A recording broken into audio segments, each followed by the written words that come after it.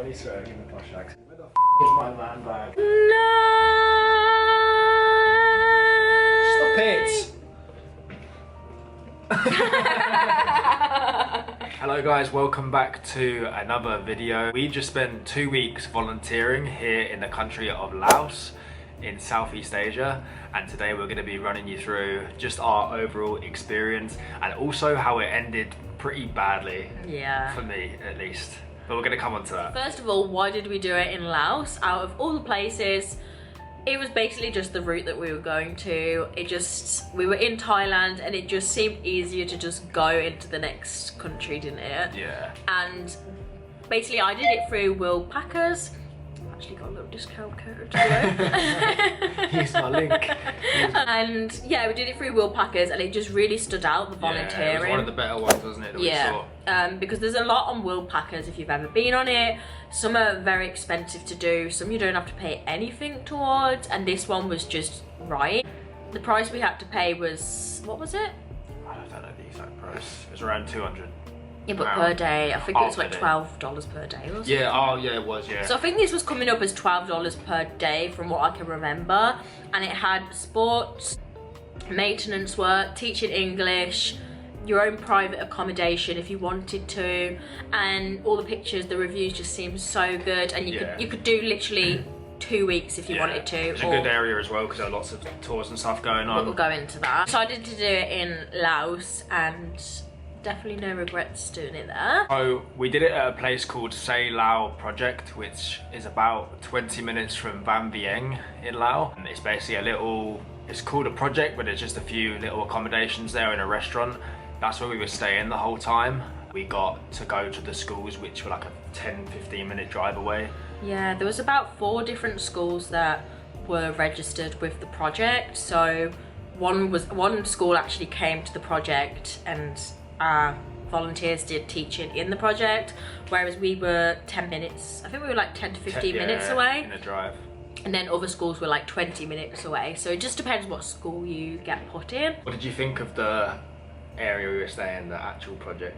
So the actual project area was so beautiful.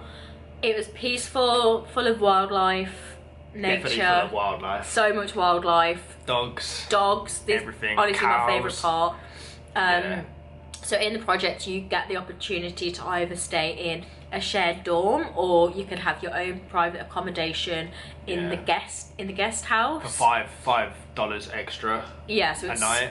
That ends up being $20 if you want to stay in a private room. Which was definitely worth it, wasn't it? It was definitely worth it, but it wasn't amazing. It's you get what you pay for. It's very basic. There's no aircon, there's no hot water. No. It's stripped down to basics, but at least you got your privacy, because in the dorm they were sharing with like probably 10-15 people. And the dorms, they didn't even have like a door they could lock. It was just open. It was just open, like ours was at least closed. Yeah, it had a lock and stuff. The only bad thing about ours was there was hundreds of geckos, which I have learned to hate. They're my biggest fear. Yeah, Lou literally got no sleep on the first day that we were there. I was just up in the room all night, because it'd be dark and you just see it run across the and you'd hear them as well, like. Yeah, they'd make a cute noise actually. So that was where we were staying. So it was a very nice area. It was right in the mountains. It was amazing being there every day. If you've been to Van Vieng and you've been to Blue Lagoon 1, it's literally there. Blue Lagoon, you walk out the door and it's there. And there's also the cave to do, zip lining. The only bad thing I'd say about where it was is there was no access to like a real shop. Yeah, just a couple of little market stalls. Yeah. We were there like 3 times a day because it was the only place to buy foods. But to be fair though, the reason being you do get meals included with the project. So you get breakfast, lunch, dinner. Yeah. There's snacks that you can find in the kitchen. You can make smoothies. We didn't go hungry, did we? We definitely didn't go hungry, no. So next we're going to just talk about what a typical day looked like when we were there. You got up really early. Yeah, had a coffee. So the day didn't actually start until 9 AM, which is reasonable, I think. Yeah, that's when we got fed our breakfast. Yeah, so basically you'd get assigned jobs. So whoever's day it was to do breakfast, they'd cook breakfast for you, which is meant to be ready at 9 AM. So That was pretty nice, wasn't it? Having breakfast cooked for you. Straight away. Just coffee was a bit of an issue at the start. Coffee was an issue. Well, apparently they've got a kettle now, so... No kettle for 2 weeks when we were there. I mean, I was fine. I just woke up super early. No one was in the kitchen, apart from my friend Stephen. And we just used to have a little coffee and do my journaling. I turned up about 9 p.m. 9 p.m. 9 p.m. Pretty much. Pretty much turned up at 9 a.m. And eat breakfast. So we finished breakfast, we'd get ourselves freshened up, and then we'd have jobs for the morning on 3 of the days of the week. So these could be any kind of jobs. Social media, feeding the dogs, doing the compost. Yeah. Oh no, that was like the daily jobs. I was more talking about the gardening. Oh yeah, I forgot about that actually. Okay, yeah. So we had the little daily tasks like what Jess just said, but obviously we had proper tasks that we had to do for like 2 hours a day. The first week we were doing gardening. It wasn't really gardening, was it? It was like a bit of a DOS, to be honest. We just dossed around. Yeah, we picked about 4 weeds and then everyone was like, Gullied. No, to be fair, we picked a lot of weeds. We dug some holes and planted some, what did we plant? Pineapple. Yeah, pineapples. Personally, I wouldn't have done gardening again because there were so many mosquito bites. We would have preferred to do the social media aspects of the jobs, but that goes so quickly, doesn't it? Yeah, definitely. Oh, I need a throat sweet, I think. Okay. I'm so full of gold. Got the drugs. I like one as well, actually. Bit of a DOS, the gardening, wasn't it? Yeah, I think it was just hard because we weren't really actually instructed what to do, and there was no one on us saying you got to get this done. Could get away with doing nothing. So that would be our morning. After that, we'd have a pretty early lunch. Yeah, about 12. About 12. So we'd eat that, and then which was actually, sorry, it was cooked for us, the lunch. Yeah. So lunches were always cooked for us by staff, not volunteers. Yeah, that's true. And then after lunch, we'd have about 3 hours of like chill time. What did we even do in that time? Like not much, because the room was so hot to sit in. Get a smoothie. Go to the lagoon. Yeah, go to the lagoon and have a swim. Then we literally spent no time in the room in that first week because it was just too hot in there. So yeah, we'd pretty much do nothing in the afternoon up until about 3 o'clock when we'd meet to plan our lessons for the school, which was... During this volunteering experience, there was a lot of things I would have improved on being a member of staff there, where we're going to teach children English and there just wasn't a lot of structure with the first day we were teaching, we got partnered with this girl that had been there, I don't know, 2 weeks or something. Yeah. And she just said, here's the folder, pick what you want out, go teach the children. We're just like... I think we did a sick job of like planning our own lesson. I think we did well good, considering we were given no guidance. Yeah, we was given no guidance and we just had to wing it basically. And yeah. My heart goes out, sorry, I've got a cold everyone, if you didn't notice. If you can't hear. My heart goes out to them children because it must be so hard for them to get a new teacher every 2 weeks or every 3 weeks. It depends how long the volunteers are there for, that are teaching them. Yeah, and half the volunteers, by the way, didn't really speak good English. No, and this was another problem as well, not to be negative on the situation, but when you're learning an English language, as an English spoken person, we have a lot of sounds and a lot of pronunciations, whereas for example there was a lot of different languages being spoken around the classroom and even in the common areas, and the way that some people pronounce certain words was confusing the children. So I don't know, I just basically as well some of the teachers there were asking us for help, and what I'll give you one example actually, if I can speak. Wait there. There was this one day where I had a new teacher with me because Luke was off ill, which we'll get into, and she was obviously of a different language. I will say it was French, and it was French, and she didn't know the difference between a uppercase letter and a lowercase letter, and why they used and why they sound different. For example, get, it said get, not jet. Like do you know what I mean? So I had to explain to her for 30 minutes why we need to explain this to the children, because it's basic English that you need to know to be able to form sentences. And I was just like, why am I having this debate with you? Because she said it was irrelevant, and I was just like, I'm English. So that was just a few things that I just didn't enjoy, that I think needed more stricter rules regarding people actually knowing how to speak good English to teach English. Rant over. Rant over. So if you're watching Say Lao... I'm joking.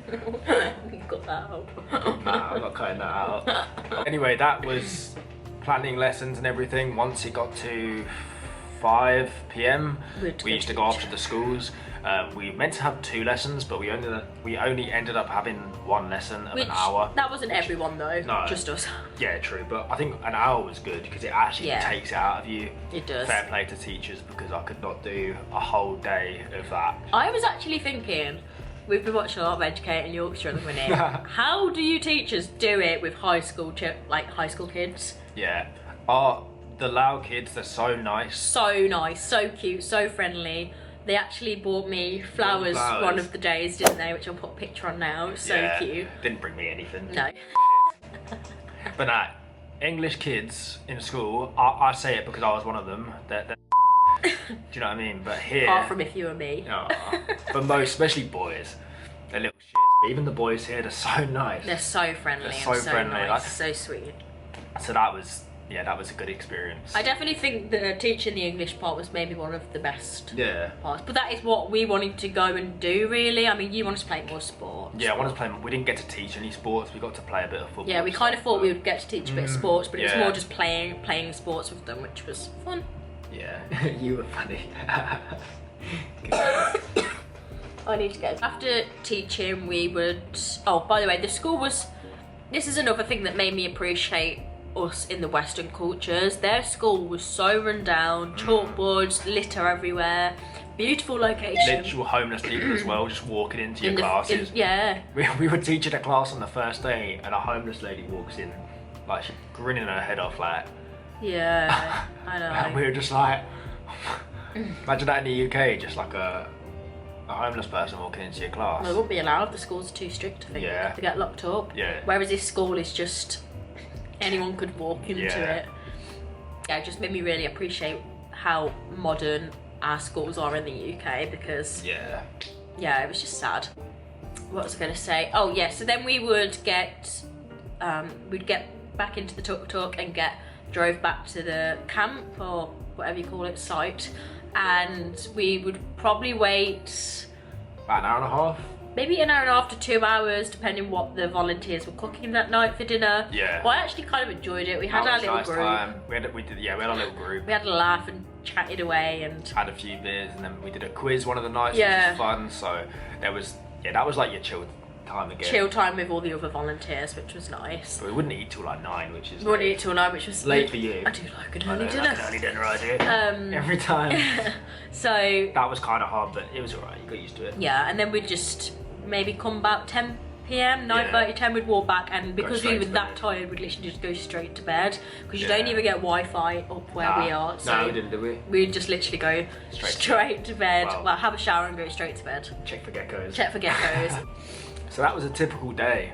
In our life. In our life, for the first week at least. For the first week. The end of the first week, most of the volunteers that are there long term actually like to go into the town centre of Vang Vieng, because every 2 weeks we get a paid for dinner on a Friday night, so we decided to just have a little bit of luxury and go into a hotel for the weekend. So we just pretty much chilled for the weekend. The meal where we went was this hot pot place where you basically cooked your own food, which was fun. Was fun for meat eaters. I think the vegetarian options was just tofu and vegetables. Yeah. I was a bit overwhelmed, to be fair, because there was so much going on, but it was so nice that they paid for that. And then we just chilled that weekend, didn't we? I feel like the thing with volunteering, it's so... You're with everyone 24/7. There's no escape. Yeah. Nice to get your own space. Obviously, the only space we were getting was when we went to bed at night. Being travelling just by ourselves and just being us for so long, it was actually quite a lot, wasn't it? Yeah. but I really appreciate it. I did love every minute. Anyway, so when we got back to the camp, it was now the second week, and there was also some new volunteers as well, which was really nice. Actually, a lot more British people. I think there's like 2 or 3 British people that came on then. Yeah. And yeah, I'll let Luke talk about the second week. I mean, I'll do my bit and then... Yeah, we didn't go too well. Heading back to the camp on that Sunday, I didn't feel great. I knew something was wrong, but I didn't know what it was. And then gradually into that day, I felt worse and worse. I ended up diarrhea, like really bad, for like a couple of days. So I was pretty much, didn't leave the bed. Bear in mind, I was in a room that was about 35 degrees. And to be honest, I just thought it was him getting a tiny bit of food poisoning again. Because I've had it. He's had it so many 5-6 times in Asia. Like, I've had the shit, but that's what I thought it was for 2 days. But I felt really fevery, like shivery and stuff. He had a really high temperature. But then I thought, was it the room that you were just laying in? Yeah. Then I woke up on the 3rd day, and I didn't sleep all night, and I was like, shit, this is bad. I had to wake you up. Yeah, you did wake me. First thing in the morning, I was like, I do not feel good and I was like, what do you want me to do? I was at this point, it wasn't even diarrhea, it was water. And then I felt awfully sick as well, and then my stomach was in knots. And then I went to the toilet once you'd gone out for breakfast. I sat on the toilet and just went, just vomited everywhere. Did you? Well, I was in the bag, but it went all over the bag. So I had the bag, and it went, but then the bag filled up. Oh.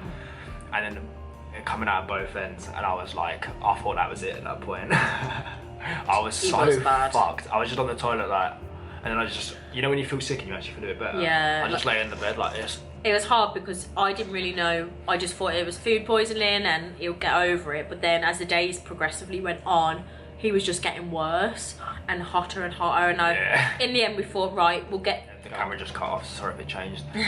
So we decided to go to hospital because, I was not in a good way. They said I was really dehydrated, which I definitely was. Yeah, we put a picture on the screen. You probably see it. Oh, but to be honest though, honestly, it was so quick to get...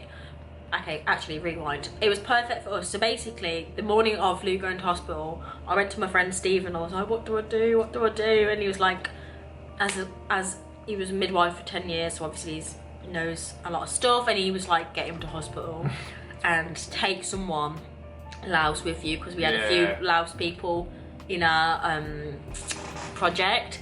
So luckily, thank God for Ty. It's a big up Ty if you're watching. Yeah, he came to the hospital with us, which he was able to translate everything we were saying to the doctors, which made the process so easy, didn't it? Yeah. So I was still a bit worried they weren't quite getting what I meant, but I think they get a lot of things like that. Oh yeah, definitely, it's common. Yeah. So yeah, luckily we were in there for about 2 hours while he had two big giant things of liquid put into me. But still, after the hospital, you still weren't feeling good, was you really? For I'd say another 24 hours, I was so ill. We moved into the hotel next to where we were staying. Well, yeah, I thought in the end I need to get him out of that room, and luckily, I don't know what, no one really knew about this hotel. We knew about it, but no one stayed there. Yeah. It was so cheap. So we moved into this hotel, which was literally a 2-minute walk from where we were staying anyway. So much better. Air conditioning, massive room, fridge in the room. Yeah. I was like, why didn't we do this from the beginning? I know, we didn't even know. It was part of the experience. So. Yeah, true. And then you started feeling a bit better then, didn't Gradually, you? day by day, like, I was eating a tiny bit more. It probably just was still another 4 days until I felt better. So it's like a week thing this So it meant that I didn't get any experience in volunteering the second week at all. I probably left the bed a couple of times for a few walks and stuff. Yeah. I didn't get to do any volunteering that second week, so I'll leave that to Jess because I was in bed. But can we just say so the food poisoning came from the Friday night where Luke was cooking his own meat and using the chopstick with the raw meat to eat. Why was I the only one that got sick? Surely I saw other people doing that. No, I don't think they did. Well, they had 2 pairs of chopsticks. Yeah, probably. Anyway. But the second week really was just chilled out for me. If anything, actually, obviously I was really sad that you were poorly, but I guess I spent a lot more time, I don't know, making more effort with like girls and stuff, and had a lot of girly time, which was really nice for me because I've not had that in so long. It's good to have them girls there. Yeah, I had girls there. Just been sat like. Yeah. And I was able to start, well, basically one of my friends does running and I do running, so we were going for runs in the morning. We did like 3 different viewpoint hikes, me and the girls, and yeah, I just basically had a chilled out week. My jobs were just cleaning inside, and what else did I do? What else did you do? You skipped all your jobs, didn't you? No, not. I cooked breakfast one day as well. That was a disaster. We tried to do banana pancakes, it just did not go. Luckily I wasn't eating at that point. But yeah, honestly, towards the end of volunteering, I actually got a bit sad because you're with them people every single day, get a bond with them, and then just as travelling goes, you leave again and you say your goodbyes, and you're probably never going to see them again, which is sad. But hopefully we are going to see our English friends, because we're all going to be in England at the same time. Yeah, it was a shame for me because I think I would have felt the same, but because I was so ill, I was just ready to go. To be honest, it made me ready to leave Asia. He's had it so many times now. But that was like... We are ready, we're ready for some normal food. Yeah. So I was ready to leave volunteering, but I know I would have felt the same if I'd done the whole second week as well, because the first week was sick. Yeah, it was. It is a shame that you did get it, because... Ruined it, bro. But at least you got to do 1 week, which is good. Yeah, and at least I got more of a story now. You have got a good story to tell. So now we'll just do a quick rundown of the whole experience, what we loved, what we didn't love, and should you do it, why should you do it. Yeah. So I think there were definitely a lot of positives. It's nice to be around a lot of like-minded people and stuff, which was good. It was also an amazing location, so just being there was sick. Like just walking from the accommodation down to the restaurant, you were just in the mountains, which was amazing. And I've always said, being in this country and Thailand, it's really made me appreciate my life, my family's life. We've got it so lucky, and being in these countries, we really wanted to do something to give back, didn't we? Because the Laos people are so friendly as well. Yeah, so considering their conditions and stuff are so basic, they're very nice people. Yeah, so and it's always been on my bucket list to do volunteering in a different country. Yeah. So I'm happy that we got to do that, and hopefully we did make like a tiny little impact, even though it was only there for 2 weeks. I hope that we did. Definitely. It's nice to do it in a lesser known country like Laos, because like my parents didn't even know Laos was a country. Yeah. If you do it, like, obviously it's just a bit more interesting than doing it somewhere like Thailand, where everyone obviously knows. I think that was cool. Yeah, it was. Yeah, another thing is, obviously it was really good value for money. We did pay a little bit because it goes towards, obviously, equipment for the school and stuff, our meals, our accommodation. So if you're looking for a way to actually save money but still make an impact, volunteering is so good if you want to stay in a country a little bit longer. Yeah, I think they're happy to extend your visas as well. If you're helping them out, then they're happy to keep you there longer. Because we've got a friend that's staying there 6 months, so... Yeah, literally. They still go and do stuff on the weekends and whatever, go to other places. So. You've got so much free time. It's such a chilled out vibe at that volunteering place. It's so good, so chilled out. Could be a negative though, because like doing 6 months you'd get bored. I think. There's a lot of spare time. Yeah. I think there's only like a few negatives, but I think with everything that you do there's negatives, pros and cons, there's different opinions. I'd say the only thing is it did need a tiny little bit more structure and stricter rules, because I think people just anybody could do that volunteering. There wasn't really a interview process to kind of go through it, so maybe that was why there was so many people that weren't fully speaking English, which I think is fine, but don't do the teaching. Maybe just don't do the teaching and just do maintenance jobs, cooking. Yeah. Be able to just do that, and painting around the project. Just don't teach the English, because I think it confuses the children. You've forgotten one of the negatives about you. What's the negative? Mosquitoes. Oh yeah, another negative was the mosquitoes, but you're gonna get that in Southeast Asia anyway. But for me, that's not specific to volunteering. It's not. It's just Southeast Asia. But honestly, for me, people have never seen so many bites in their life than I have. Got bruises all over my legs, all over my arms from where they've bit me. You haven't said. They're so bad. Oh wait, I did forget one positive. I love the dogs. I miss them so much. That made it so good, having dogs everywhere. Can I just say, there was one dog called Panda. When me and the girls went on this viewpoint hike where it was very inclined, the dog followed us all the way up these rocky hilly mountain, went to the top with us, chilled with us, and then came all the way back down to the project. So funny, isn't it? I was like, Panda, what are you doing? She was such a lovely dog. They were so funny. The dogs liked us the most, definitely. Oh my god, everyone was saying they loved us. They followed us everywhere we went. We gave them so much attention, didn't we? Yeah. They were like ours. We should have taken them home. And the little puppies. Should have taken them with us in the suitcase. And then like one more negative, I just think being so many different, what's the word, nationalities, there was a divide. It was a bit cliquey. Definitely a massive divide. Obviously we had our English group because, well, we were speaking English, so it was easy to join in and stuff. Yeah, the thing is though, in the common areas, the different nationalities were speaking their language, and it was impossible for us who speak English to be able to even join in. Yeah. Which I guess that maybe is an us problem, because we have not gone out there to learn a different language because I didn't have to at school. And I wish that we did have to, but yeah, maybe. I guess it's not our fault, but then again, if you can speak English, just speak English, because then everyone can get involved. Yeah, it's the fact they could speak English. Yeah, it's the fact that they could speak English, but they just chose not to, which was very isolating. Yeah, so that made a massive divide. It made a big divide. I'm so grateful for the people that we did meet. Yeah. Did really get on with though. Definitely. And all the staff were really lovely as well, and very helpful.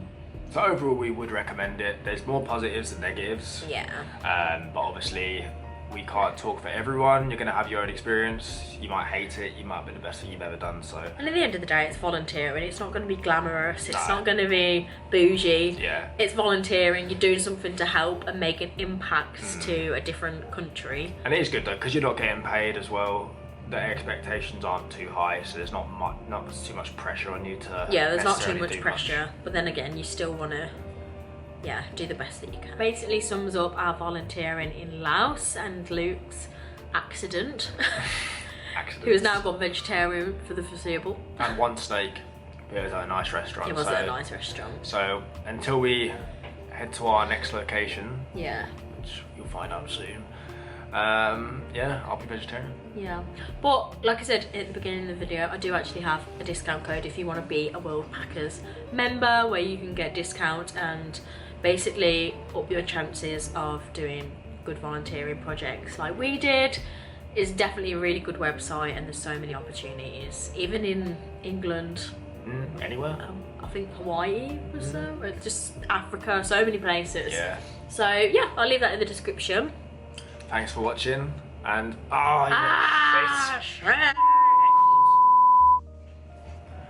so anyway, thank you for watching, and stay tuned to our next video to find out where our next location is. So you can guess in the comments as well, because I doubt you'll guess. So it's not anywhere near here, so no, have a guess, and whoever guesses right gets nothing. Wins. We need to save our money. We'll give you £1, so you can guess it though. Bye.